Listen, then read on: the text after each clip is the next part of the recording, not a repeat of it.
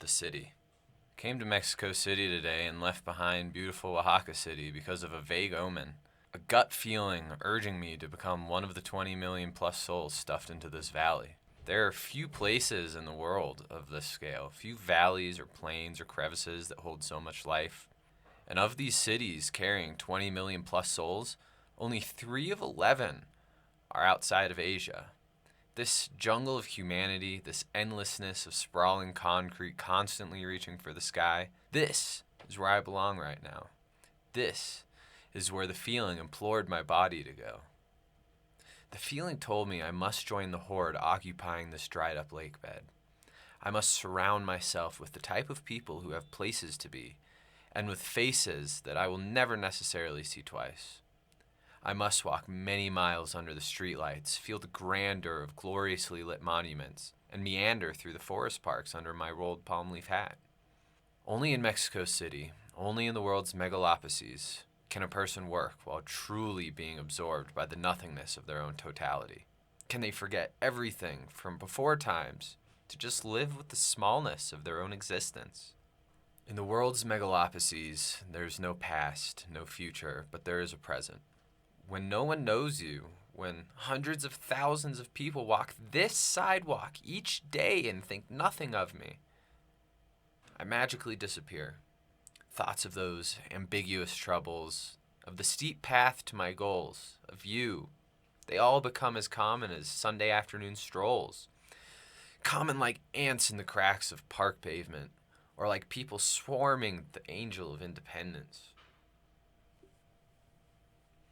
I know I could make faces familiar. I know there are thousands of circles to join, a set of adventures so vast and diverse that only multiple lifetimes would reveal even a fraction of them all. But I have trouble caring now that I'm here. Here, a strange sensation overcomes me, sometimes evoking a single tear, sometimes a great excitement, or sometimes a quiet acceptance. In the big city, the best hiding spot is amongst crowds. The most intimate moments in a full cafe, and the quietest rest is had 10 stories above streets endlessly occupied by the engines and horns of traffic.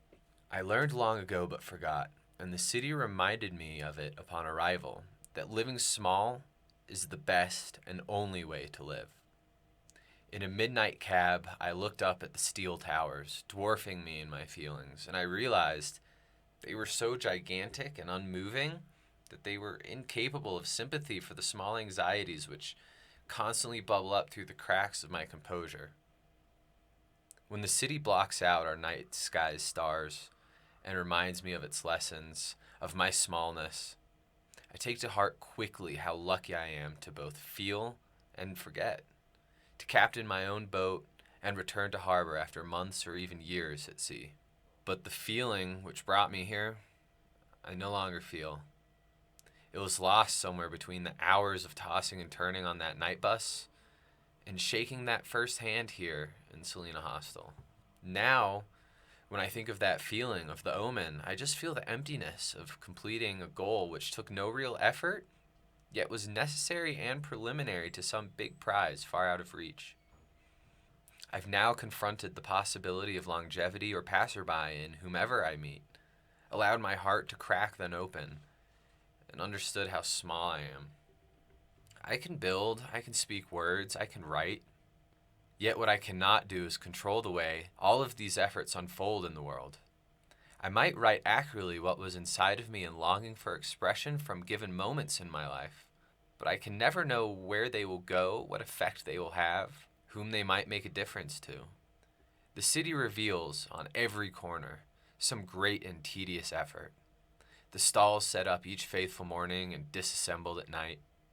A socialite dressed and groomed so impeccably that crowds turn their heads and notice them. A homeless man trying to shelter himself from cold cement with only cardboard. There are so many things happening here that all I can do is let go or risk missing what's there. But even then, there's no understanding the multitude, the deafening buzz of this megalopolis where I find myself, Mexico City. All that exists are the marble or plain pavement stones, and the endlessness of possibility while walking them. Each day Bring something different here, and although never exactly the same, the day relentlessly brings. A helicopter projects its noise from above the alleyways. A brigade of clowns gathers children and parents alike in a square, and workers scold consumers to pull their masks up. I'm always surprised each time anything happens. To be absorbed by the freedom of this place is to lose yourself without regret within the sheer magnitude of Mexico City. Sitting at 8,000 feet above sea level, yet surrounded by even taller mountains. It's hot in the daytime and chilling to the bone at night. This place is a worldly capital of smog and life, bustle and isolation, beauty and desolation. This city is for me, for everyone, and for nobody. Come here to lose yourself, to rebuild yourself, to be yourself. The city doesn't give a damn about you or what you do. Leave behind every preconception of who you are and come to the city. Only then will you remember what you've forgotten all this time, that you are but a speck of dust, a drifting asteroid free of gravity and surrounded by debris. You are your feet, your journey, and nothing else. There is no you at the center of the universe. There's no reason why your life has turned out this way. There's no great path that you will find only through triumph and subjugation. There's only you, and there's life's jungle. There's your inner world, there's your outer world. There's a thin boundary between how you interpret the world and the world itself. There's how you live, and there's life itself.